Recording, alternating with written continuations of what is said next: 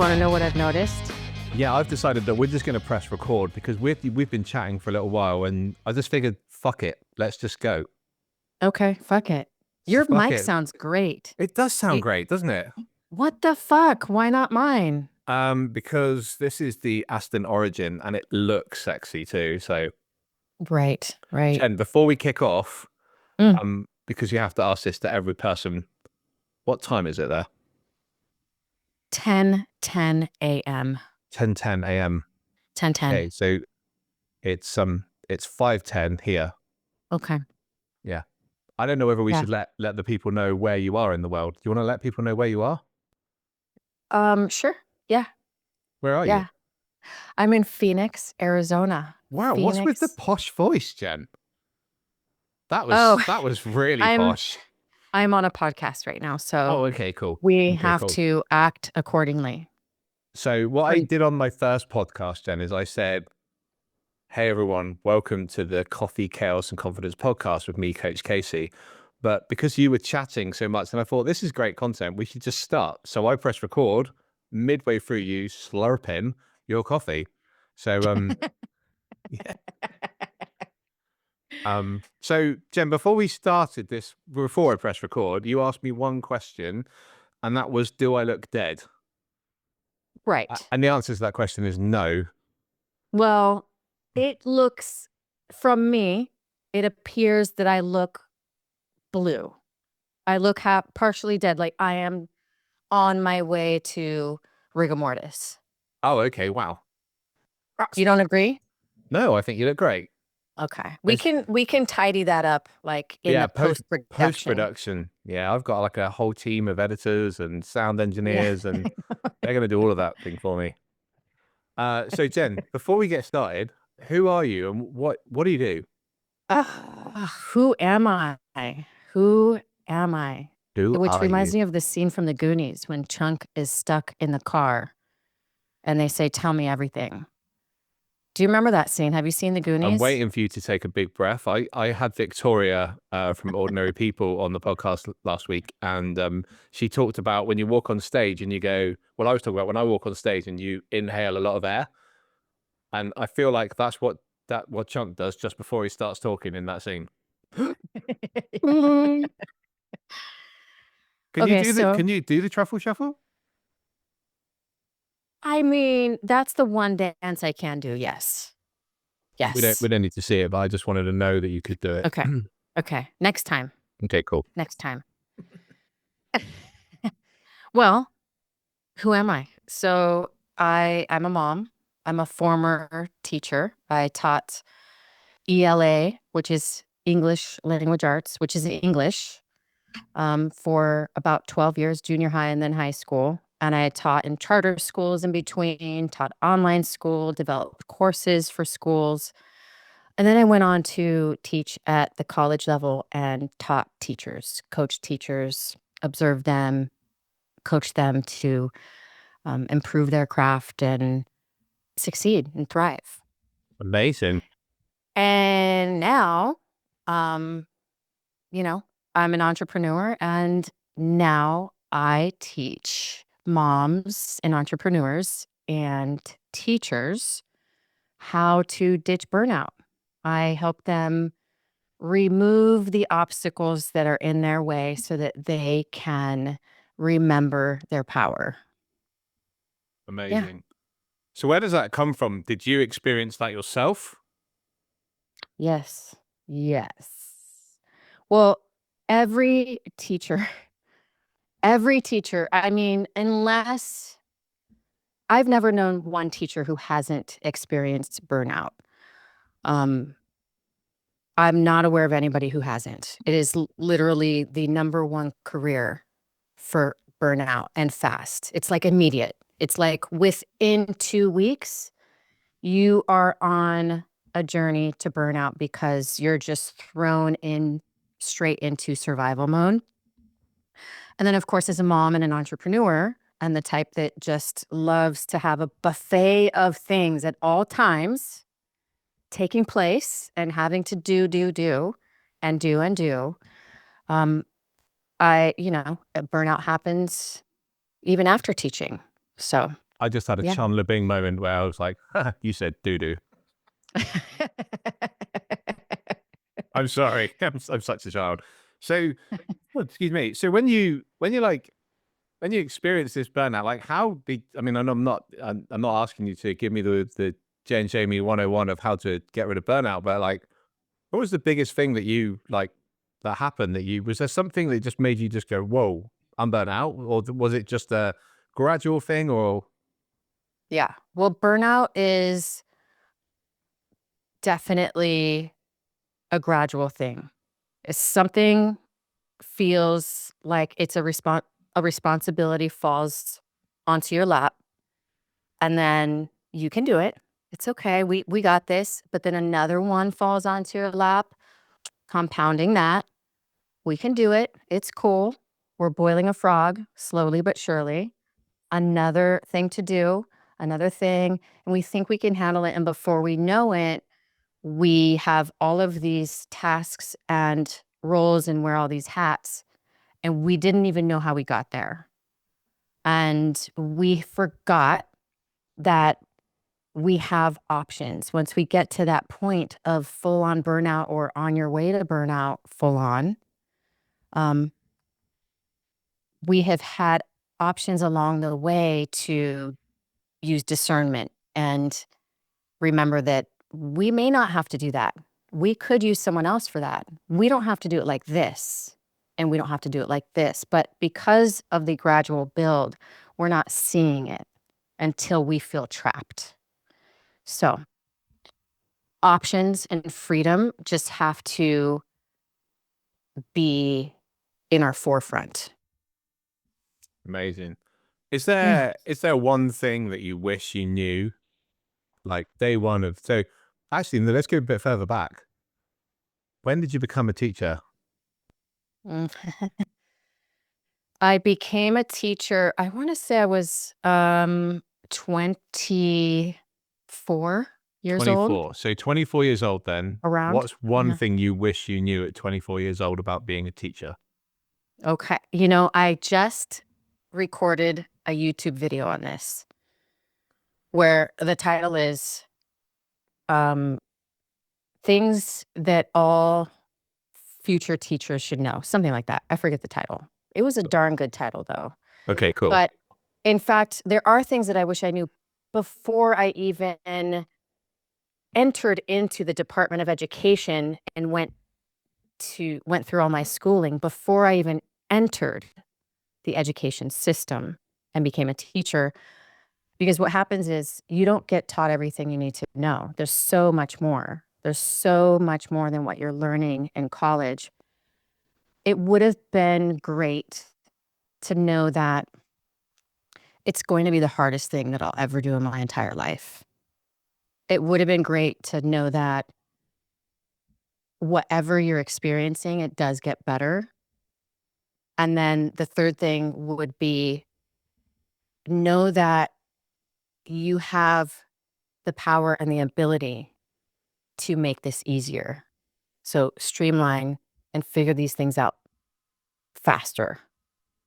Wow. Do you think you'd have still carried on trying to be a teacher if you knew that then? No, because well, by the time I left, oh, I see what you're saying. So when you were Yes, like I see what 24, you're saying. yeah. If you knew that then, do you think you would have carried on? Oh yeah, I'd be like even more hungry for it. I'd be like, great advice. Totally got it. Amazing. Is that why, I know we've talked a lot before, is that where the badass in you comes from? Yes, 100%. Amazing. I love that your whole body language changed when I called you the badass. You're like, yes, Yes. yes. Yes. Yes, sir. Amazing. I am a badass. In fact, that is where the phrase certified badass came from, Amazing. I you didn't know know? you could be a certified badass. Well, if you're a teacher, you're a certified badass. Just scratch Wow. off the teacher part and insert badass. Wow. I kind of like that title. Yeah. Like all teachers know that they're badasses. It's just that other people don't realize it. Amazing. Have you seen the film? Is it Bad Teacher? Is that the one that Cameron Diaz is in? So who would play you in your teacher film? If you were the teacher, good or bad, badass film maybe, who would play you? What celebrity? You know, I'm going to say it. I'm going to say it. And this is so crazy to say, Okay, now I'm but excited. I feel like If this Cameron is Diaz I was going was to say, playing me as a teacher at one point in my career. I went through many wow, phases, and I went wow, through a bad teacher Cameron Diaz phase.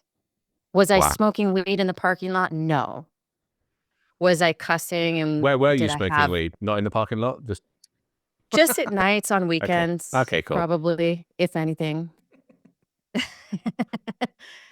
But yeah, no, there was a phase where I just was really a big partier even through teaching, and still managed to pull through and be badass. Not as badass as I turned out to be when I got through that phase, but yeah, So, that was so one. to answer that question, would it be Cameron Diaz or is there someone else as Yeah, well? no. Oh, I mean, for there was a touch point in my teaching career where it would be Cameron Diaz. Yes. Bear with me 2 seconds. Yeah. Don't worry about it. It's fine. It's fine. Cool. Shut it. It's fine. Cool. See you in a bit. Well, That's the beauty of cutting this out. I know. We keep getting lots of spam calls. So, yeah, hence we keep getting I had one the other day, which was, do I want to repave my drive? And I said, no. And then my daughter turned around to me and said, yeah, we should repave the drive. And I'm like, shh, guy doesn't need to know that. So on the front of you being a teacher and so forth, then what was your biggest shift from you kind of leaving being a teacher? Because like when you talk about like everything that's involved in teaching, like for me, my brain goes into full scale overwhelm. I didn't particularly like school as a kid.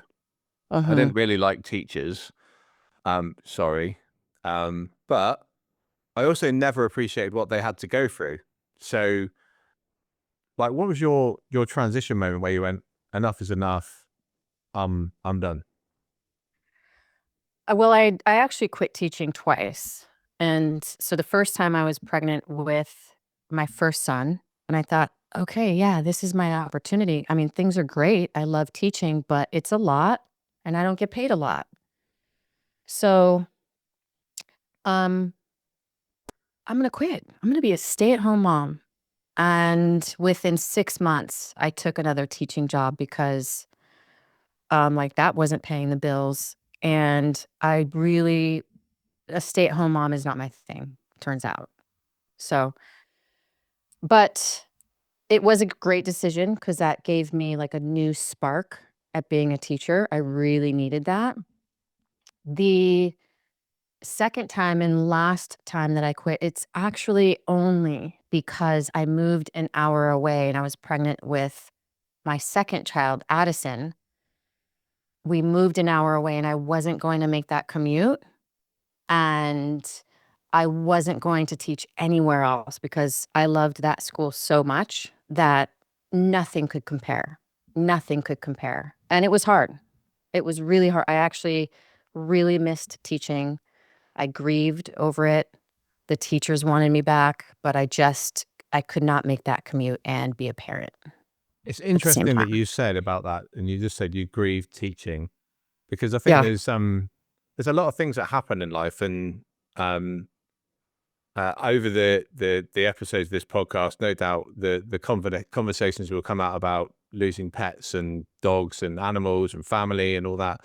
But I think it's really interesting when you said I grieved a job because, you know, Yeah. I've been in situations where I had a career in my dream job and that all fell down.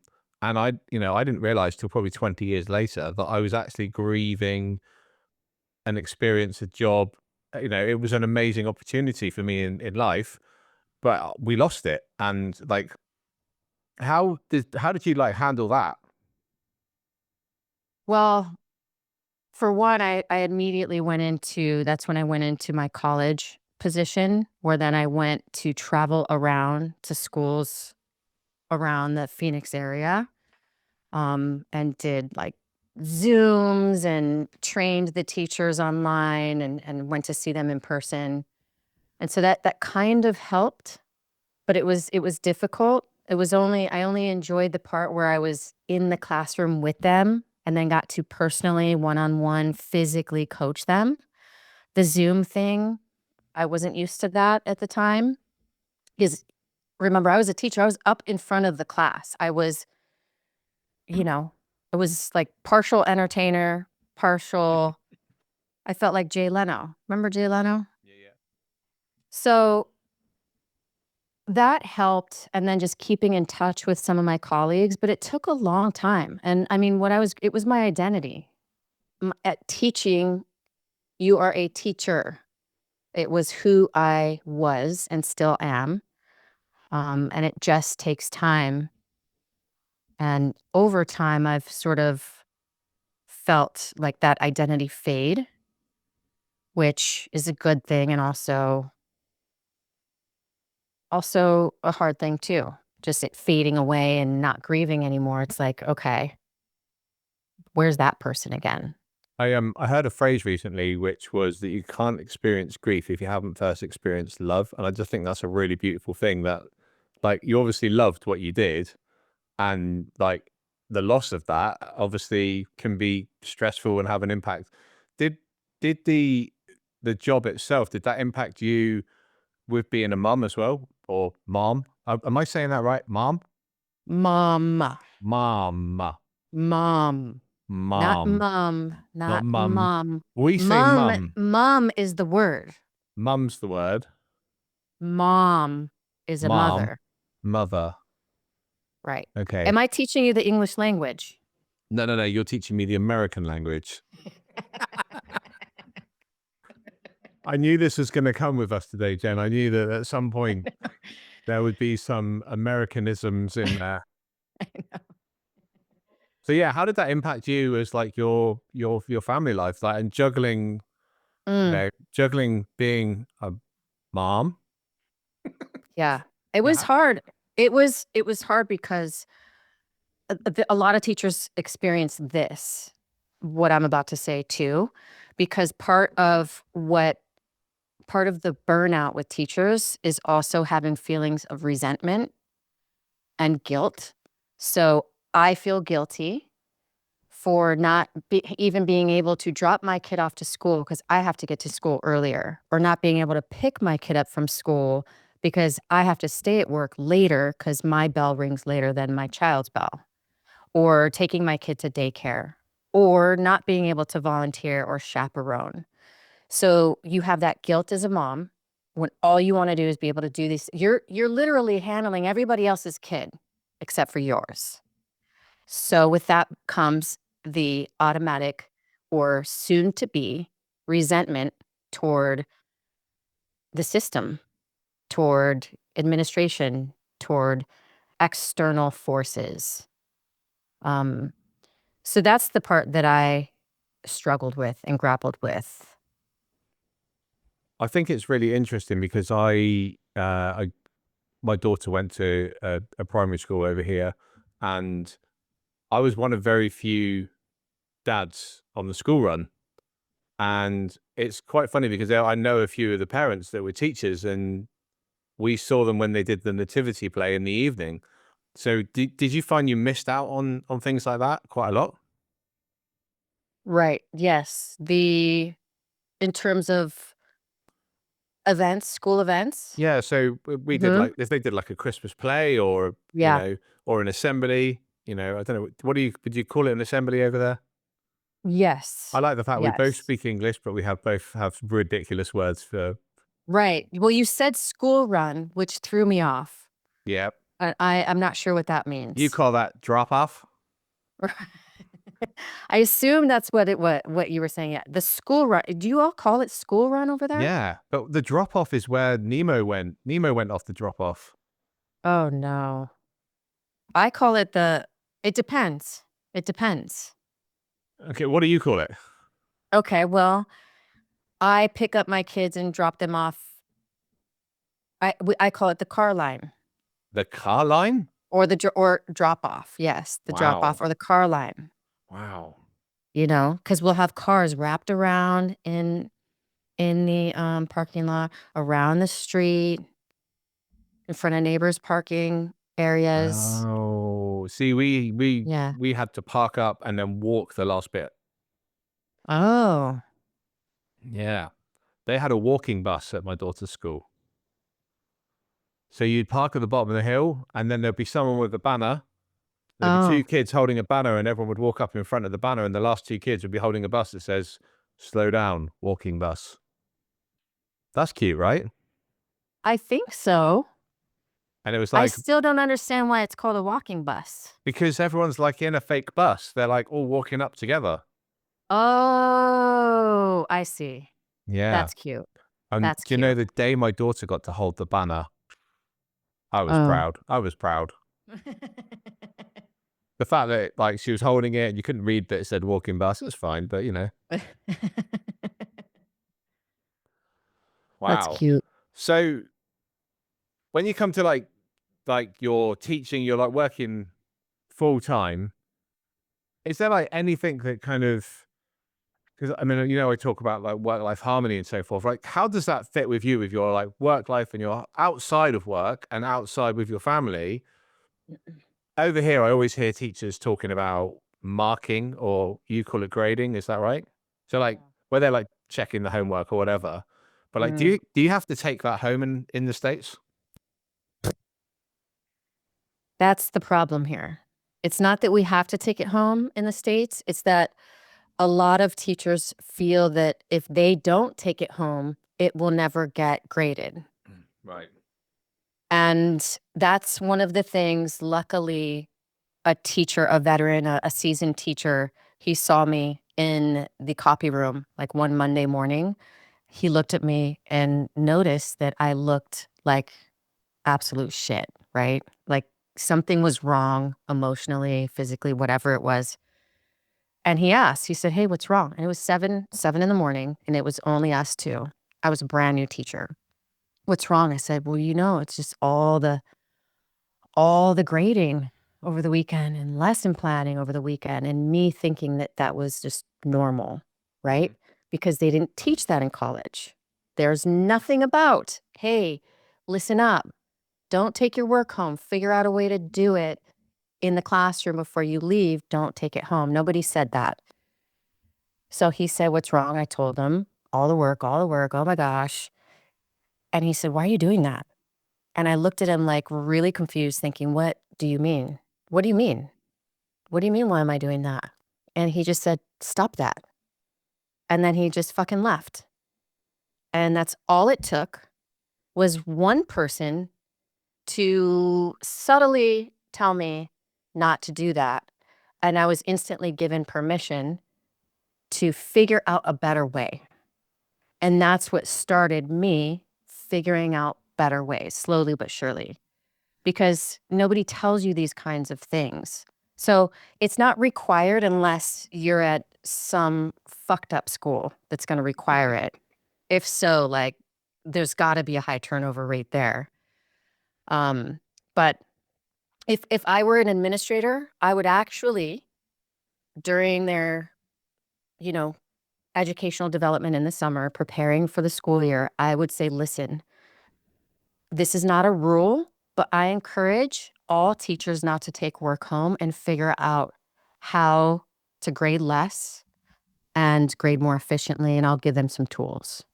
Because surely, like taking it home, you're not going to be a good teacher the following day because you're knackered, right? Yeah. And it's just unnecessary. Why are we even giving them that amount of work that we need to grade that amount? I mean, it's just, there's so many layers to this that need to be unfucked. So do you, in your like experience with teaching, do you send your kids home with work to do at home? When I was teaching, Yeah. well, I didn't like I feel to. like I might have opened a can of worms here, Jen. Here's the other thing is like there's no standard about it. So unless you have a team or a school that says, listen, we don't give homework, then that's what I would have done. But when it's just so open-ended and some parents are expecting it. Like they think if you're not giving homework, my child, this is not rigorous enough. So when it came to when I worked with honors students, the accelerated students, I would definitely work hard to give them home. It was hard for me to figure out, okay, let's give them some homework. Let's make the parents feel like, oh, they're really, really smart, you know? Yeah, yeah. But with the non-honors kids, I didn't do it as much. It was more like what you didn't get done today, complete it, usually. It's really funny, isn't it? Because I really believe that kids should just come home and just run out in the park, in the street, have fun, do what kids do best. Yeah. And I remember really feeling like that at primary school. So that was age 5 to 11 for me. And then when we got to secondary school, I remember getting this homework and it was like, whoa, I've been there for 5 hours, 6 hours. Why do I want to do work when I'm at home? And I remembered it was always, and this is for me, it's a massive thing that this just kicks off conflict between parents and the kids because parents, I'm like, I'm 43 years old and I don't know the way they do maths now. We say maths, you say math, right? Yeah. I don't know why that is either. That's weird. I But mean, yeah, you know why that's that on you is? guys. That's on you guys. It doesn't make sense That's because grammatically. that's because we've made it multiple math. So we've added an S on the end. So it's more than one math. Hmm. Hmm. I feel like it's become a verb or something. Oh, you've lost me now. I don't know. But let me say something. Now, as a parent of 3 children and former teacher and someone who mentors and consults with teachers to help them ditch burnout, um, I am very much anti-homework. Super duper.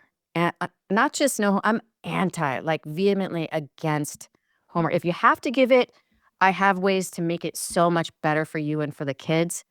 But if you don't have to give it, don't give it. They should really, if they have to take something home, it's got to be really minor, like everything is due on Friday and it's just something that's always due on Friday, like vocabulary words or like this tiny little mini project, or it could be read your book for 20 minutes a night, or it could be just finish that one thing you didn't get done today.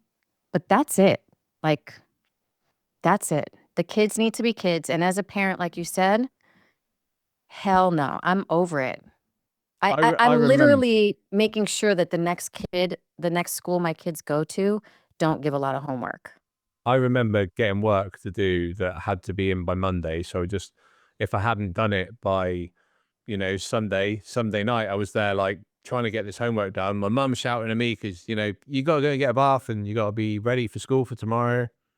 Um, So yeah, I think I'm so for that. And my daughter doesn't really get any homework. If she does over the years now, she's kind of got something very simple like, Yeah. look something up in a book and tell me what your favorite this is or something. But, I do genuinely believe that kids should be kids when they're at home. And Yeah. likewise, teachers, when they go home, they're in relationships, they're in, their husbands, their wives, their parents. Um, so with that being said, I did a very, very tedious link last week to with Victoria. So question then, what's the easy way to get through this grading? You like that? So what's the easiest way to get through the grading? Yeah. Oh man. Okay. Well, first of all, okay. So I have a handbook. It's like this 34-page handbook that provides 8 proven, like for real, seriously proven methods to essentially give you grading freedom or unfuck your grading and save you. Your grading alone will save you 6 hours a week if you do it right.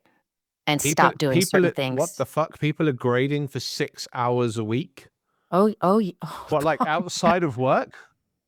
just in total or more.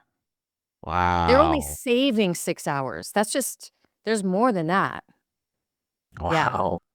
So the easy, there's a few things, but a couple of them is to stop grading everything. Actually only choose one tiny concept each time you grade something, maybe 2, 3 at the very, very, very most. No, I thought The I was other going to get out of a bad result then, because I was thinking just grade the good kids, not the rubbish kids like Andy. Yeah. Well, there is something called the secret file, and that is like just toss the homework in the secret file, which is the trash Right. when they're not looking. Okay. Right. And the other thing is, what was my first thing? I already forgot. I was We don't. listening. I was listening, but you said trash, and all I could think of was some sort of weird scene from Bart Simpson. Oh yeah, I'm remembering my second point. Sorry. And it was to only focus first. The first point was to only focus on one thing at a time. Don't Mhm. overgrade. Just stop it. Just focus on one thing, small thing. The other thing is, what can you grade right there in class with them there? Or what can you mark and actually already put into your grade book? So, for example, if the kids are handling a warm up or they're doing a project or whatever it is, I'm going to create an assignment that has to do with them mastering or progressing in this one little concept. So let's say they're writing thesis statements. Do you know what a thesis statement is? Not a clue. Okay, we're not going to get into that. No. Oh, I'm glad. It sounds dull. It's terrible. Okay. Yes. I mean, it's not terrible, but it's terrible. So I'll say write a thesis statement with three prongs. Mhm. We don't want to get into that either, right? Wow. For anyone listening, my eyeballs have just come straight out of my skull.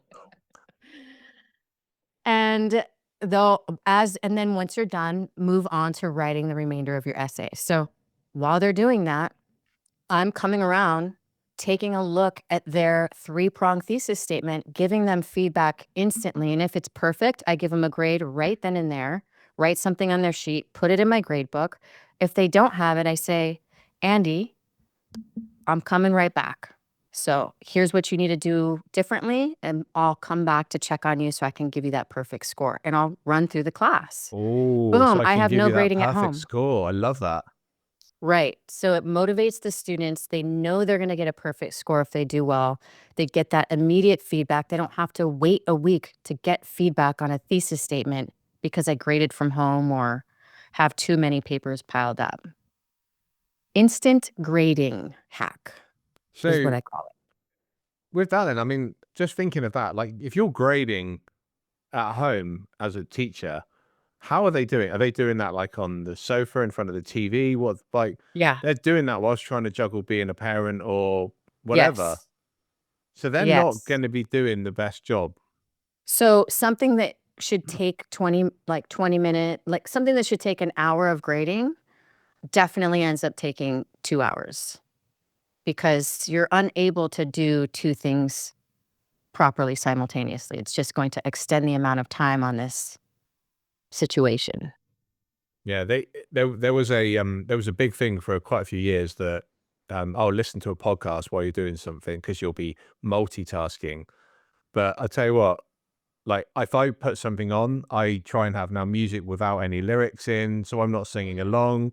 So it's like not my brain's not. I know my brain is split into multiple pieces anyway, but I don't want my kid doing this while I'm listening to that. So like even that on the normal daily basis when I'm working from home, and I know you know this, but that's why I try and do no work after 4 p.m. when my daughter is home from school. And that's not just because I want to be present with her, which I do. Um, although she's getting to that age now, she's 13. I'm not that cool anymore. But at the same time, I know that I'm going to be shit at doing what I'm doing if I'm focusing on Right. her, cooking dinner. I mean, unless it's like personal tasks, those are the easier things to get done when your kid's home. Because like, okay, shoot, I need to send off this email. Okay, I can do that. I'm gonna save that for later when maybe my kid's home and it's still not 4, still not 5 yet. Or I'm going to you know what I'm saying. That kind of stuff. So is there anything that you, thinking back, like now, is there anything you kind of, any of these grading hacks or any of these things that you particularly wish you were implementing back then that you weren't? Yeah. Yeah. The 2 of the hacks in particular that are in that handbook, I didn't learn until I switched from junior high to high school. I went from one school to a different school. And when I met with the senior, which is 12th grade, Andy, senior Okay. teachers. Do you call it seniors over there Um, or 12th grade? 12th grade, we have year 11, and then we go to college. So what's that You're like? You're like 16, 17? Yes, you're 17, Yeah. 18, So that's college for 12th us. grade. Or they have, what do they call that? Sixth form. Wait, wait a second. I don't Wait. know why it's called sixth form. Why do we go from I don't 11 need to sixth? Why have I just, what? Why England? You're so stupid. I don't even know what that is. Right. So in the UK, this is what I find really weird about kids. So my daughter went to nursery, then she was in preschool, then she was in year 1.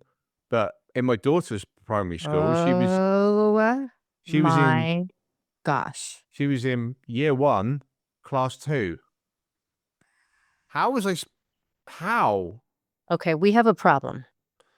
Well, in the UK, we go to, We have a problem. we have a problem here. Do we have a problem here? What song is that? Marshall Mathers, I think. Oh, yes, yes, yes, Yeah. yes. Right, cool. Go for it. Sorry. We do have a problem because why do Do we you go even know do you know that we don't have any of that? Like, okay, did you know that you go from preschool preschool? Yeah. you don't go from preschool to 1st grade here. You go kindergarten, right? Yes, kindergarten. Kindergarten. Well, Then you go and in we call that kindergarten, you're 5 years old in kindergarten. You oh have no, to be 5. so we have nursery school, which is before 5, so like 3 to 5. And then so grade 1 for you is 5? 5, 6? Yeah. Oh, no. That's kindergarten for us. So we That, go kindergarten, 1st, 2nd, 3rd, 4th, 5th, 6th, 7th, 8th, 9th, 10th, 11th, and 12th grade. okay, so High school is 9th through 12th. we do the 1 to 11. But if you're a posh kid and you go to a posh school, you probably then go to what you would call year 12. But we call that sixth form. Why? And I think it I don't doesn't know what make that it. even means. I I don't don't. even know what that means. I don't. But here's what I Oh, discovered. okay. You guys skip 2 whole years. You That's why. skip That's why. kindergarten and you skip 12th. Wow, that's a lot of You guys skipping. you guys have a short educational, like, lifespan. You know, it's because we don't need as much education.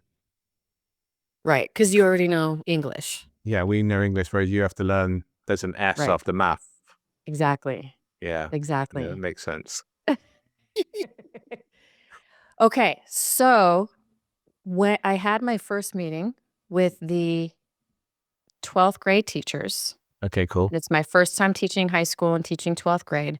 I Yeah. remember sitting there in the classroom, in the summer, and I said, "We're working on the newsletter. We're working on the things to make sure how we present to what we need to give to the students the first or second day of school so they can sign it and we gather information. So we have some rules." And I said, "Okay, well, what's your policy here in this department or with this team for late work?" And she said, "Oh, we don't accept late work." I said, "What? You don't accept you've got." I thought she was joking. I said, "No way." She said, "No, we don't accept late work in our department. I said, how the fuck can that be? Don't parents get mad? She said, no, actually, they like it. I'm like, how is this possible? And she said, well, actually, what happens is in the beginning of the year, at the beginning of each quarter, we give them 3 tickets, basically. And they're called like homework passes or late work tickets or passes. And so if they need to use one of those passes and plan to be late on one assignment, they are allowed to attach that ticket to their late assignment within 1 week. Otherwise, they definitely get a 0. So while they don't accept late work, they really just didn't accept late work the traditional way. Wow. So what this did is, and I learned very fast that, one, everybody understood, parents understood. So when parents later on say, can they turn in this assignment? It's been a couple months, I know. I'm sorry. They had a whole week, and they had a whole week. We gave them a whole week opportunity. They didn't do it, blah, blah, blah. So that's one of the things that was a huge, mind-blowing, perfect strategy or policy, I would say. That's awesome, because when you think about it, it kind of, I don't, this isn't going to link this to this in the same way, but I recently heard about a employer who basically says, if you have to go to a funeral or a family emergency, fucking go. Like, Mm. and this to me kind of like the reason I thought they link quite nicely is the fact that life gets in the way, and Yes. you know, something comes up and you can't hand something in, you know, and I just think that you should be a little bit more lenient with like getting a ticket like that. That's quite cool. I quite like that. And the thing is, I would have needed like they 100 tickets. they get to coordinate. They get to coordinate. They get to consciously decide, or if they messed up, I mean, we're human. We make mistakes. We forget. Uh-huh. And so you forgot. So no, we don't get mad. Like, I'm not going to get mad at you, Andy, for turning in your assignment late with the late pass on it. So it's not just a late pass. It's not a, oh, hey, give me the points. You have to attach it to your late assignment, and you coordinate it. You decide as a child, and we're teaching you how to have better work habits and integrity. And here's the thing too, is if you have all your points in, just basically no zeros, and you have late passes left over. So let's say you don't have to use a late pass. You're just turning everything in on time. You get to use those tickets at the end of the quarter and submit them for extra credit. So that's another thing, is parents say, oh, can Andy do extra credit? He's really, he's got a D. Can you, no, if your child I would has, have been really happy with a D, to be fair. and I'll say, well, if your child has late passes and doesn't have any zeros, we can submit those late passes for extra credit. No problem. But we're not doing anything last minute because you fucked up along the way. Like, Amazing. we course correct on the way, not at the end. Bear with me. Yeah. I thought I could hear a kid. But obviously, I'm starting to hear things as a parent now. Do you do that as a parent? Do you just, oh, I can hear them moving, and then you go outside and there's nothing there, and you're like, Yeah. yeah. All the time. So, Jen, what's excuse me, what's new for you in 2025? What's going on for Jen in 2025? Boy. Oh, What's going on for Jen? Well, I'm still an entrepreneur. I still own a marketing company, an Airbnb, and my coaching business for teachers. But I've been working and building, developing little mini courses for teachers that will help them. For example, one is a meditation course, Meditation 101. A lot of people, it's like going to the gym. I'm not going to go to the gym if I don't know how to use these machines. I am not going in there to look like an idiot.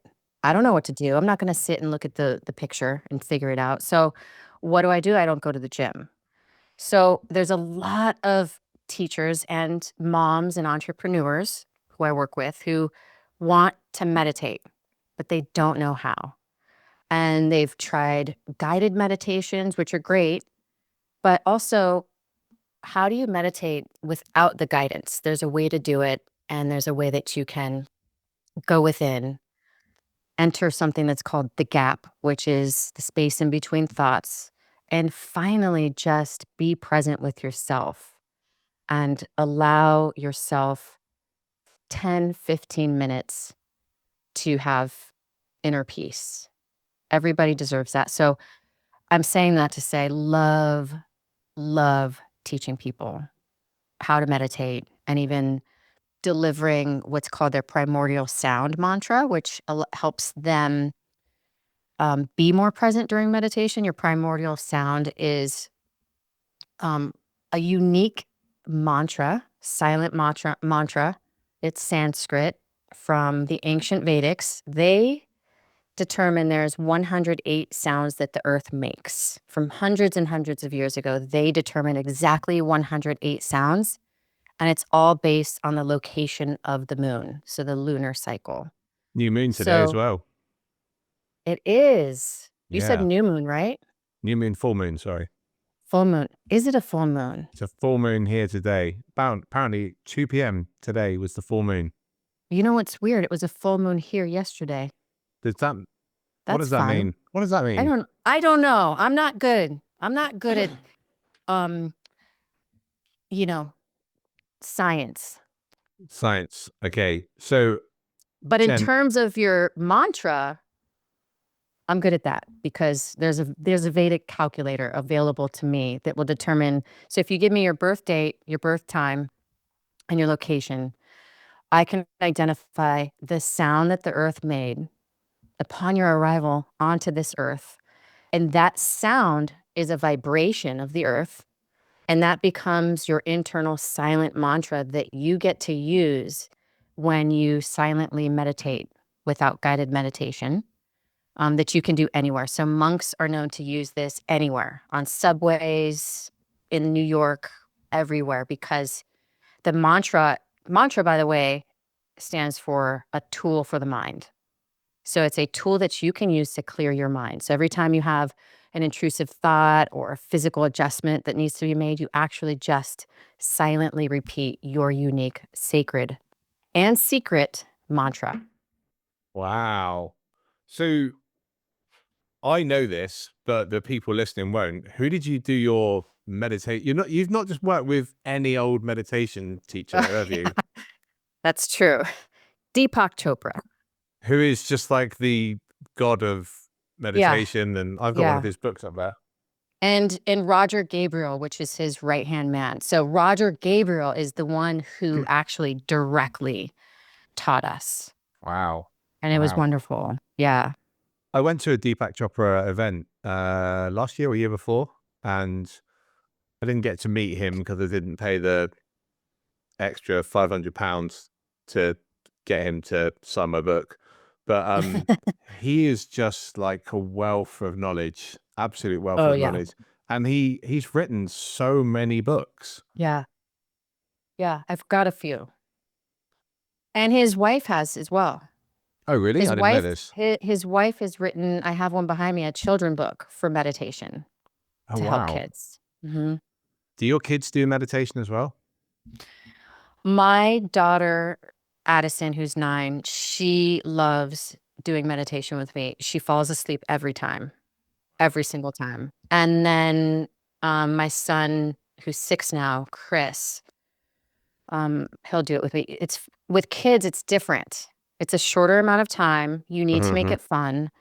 Oftentimes, we'll literally do it on the trampoline with a blanket. Nice, nice. So there's different approaches to meditating with kids. And that's another thing is I want to teach moms and teachers how to meditate and how to meditate with their children, how to teach their children or students how to meditate, because it's important. Let's just get going. Don't wonder later how to meditate. Just, it's a skill.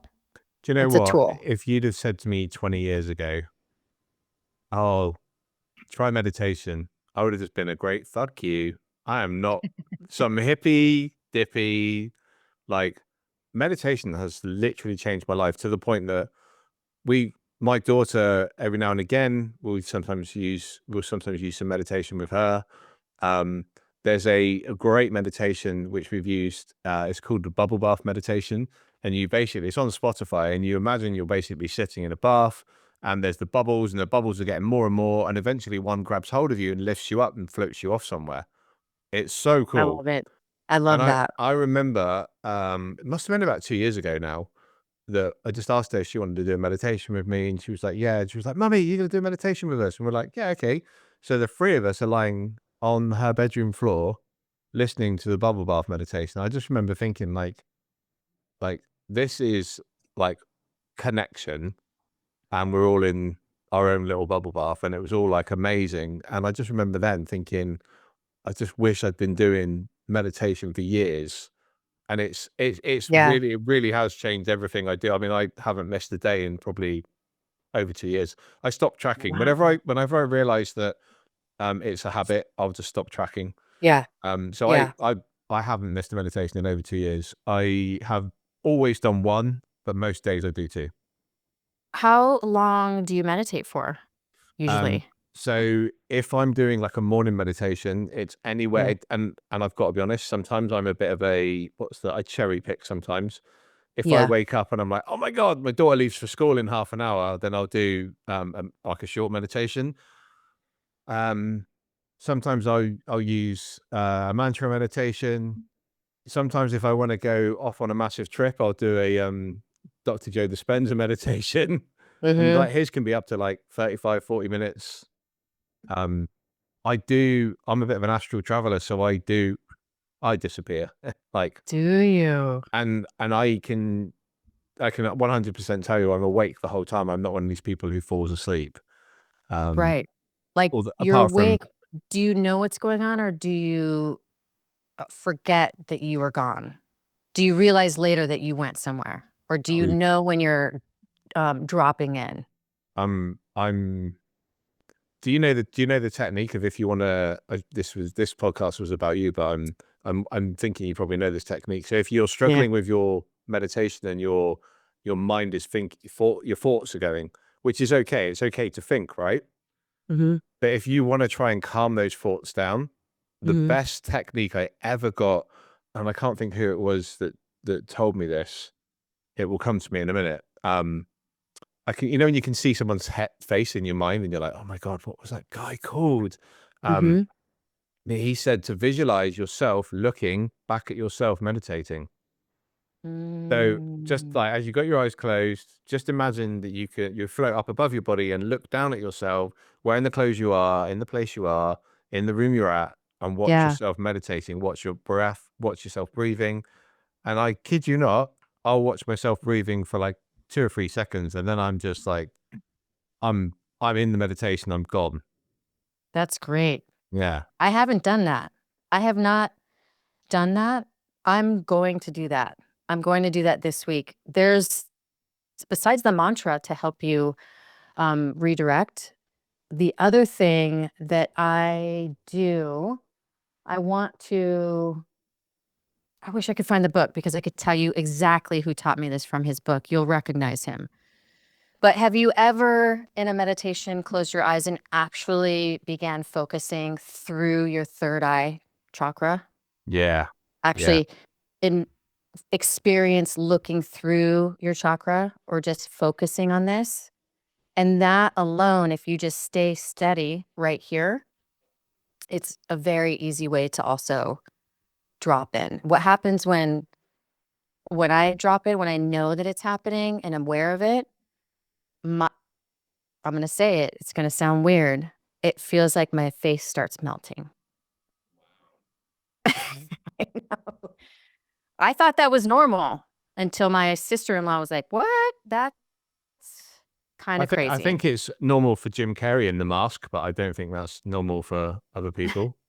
So how do you know when you're dropping in? And some people don't know ever until they come to and they're like, "Whoa, wow, where did I go? That was How crazy." What a question. How do I know when I'm Yeah. dropping in?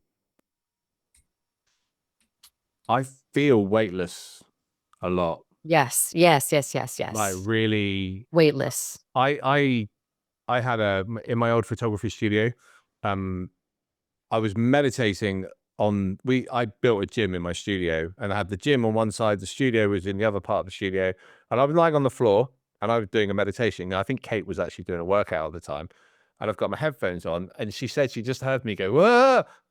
And then afterwards I had to explain that I was on a lilo or like an airbed or something floating on the water, and Oh, I put my hand on the water and I felt the water and I went whoa, like as if I was going to fall off the airbed. wow.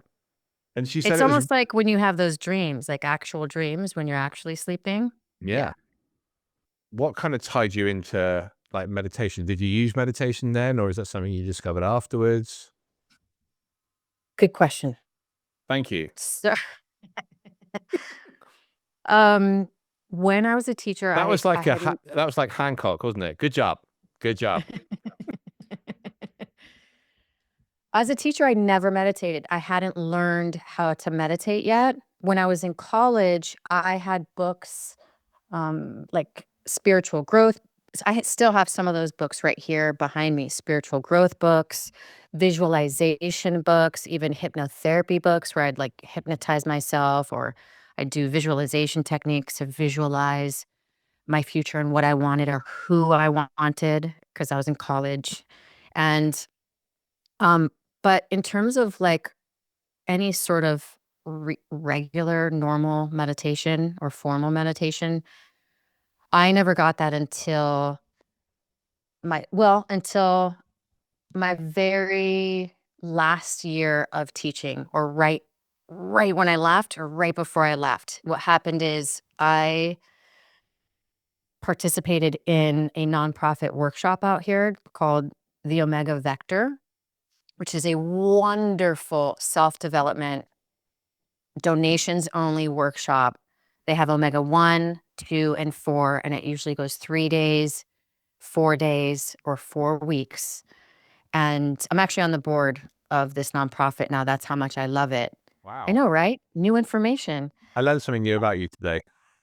I know. But when in Omega 1, they teach you a really brief way to meditate using colors. And in Omega 2, they dive deeper and we do some regular meditation practice and we have it as homework.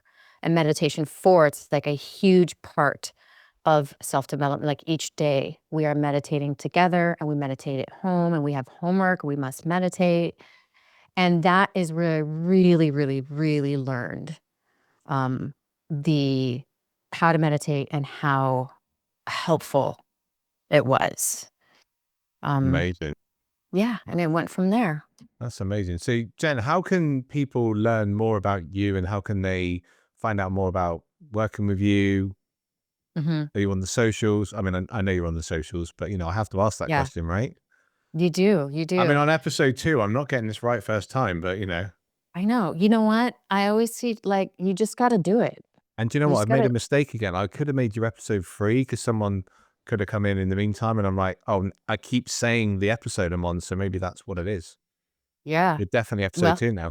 I have to be now Yeah. because you fucked up. Yeah. um, so anybody can find me um, anywhere on socials and on YouTube at Jen with one N, everybody. Stop giving me an extra N, okay? Okay. It's Jen with one N. Yeah. So Jen Jamē. So it's ZenJenJame. Jen Jamē. And Jen. so it's youtube.com/@JenJamē. And you can find me anywhere, TikTok, Instagram. I love those two specifically, and Facebook. But my website is jenjame.com, JenJame.com. And that's where you can get my free 10-minute training on how to save a couple hours a week with these 2 really easy grading strategies that are proven. I talked a little bit about one of them today, or even 2 of them. Grab that free video training We'll put the and link of that in the show notes as well, yeah? Thank you. Yeah. And then there's also, and you can find that easily at jenjamē.com/easy grading, and grab my $11 handbook. It's $11 now. And that's jenjamē.com/grading handbook. And that expands on those 2 ways and saves you 6 hours a week. And I give you at least 8 proven methods. By the time you listen to this, I might have 9 or 10 in there. Who knows? Who knows? And on my website, I can sign up, book your session with me. I'll teach you your primordial sound. I'll teach you how to meditate. We can do a private coaching session together, so on and so forth. Let's work together. Amazing. Jen, thank you so much for being guest number 2 on the Coffee, Chaos and Confidence podcast. Can I tell you something though? Yeah, go for it. 2 is my favorite number. So that's good. So thank you. Wow. Yeah. I thought 3 was the magic number. Nope. Okay. 2. Nope. Is the magic number. Amazing. Thank you, Jen. And I look forward to listening to this and seeing how many times we were interrupted by my daughter or people in the background. So I might just leave that in. Who knows? But, you should. Thank you so much, Jen. You have been an absolute superstar. Thank you, Andy. And that wraps up today's episode of the Coffee, Chaos and Confidence podcast with me, Coach Casey. Thank you so much for listening. If you enjoyed today's episode, please make sure you like and subscribe.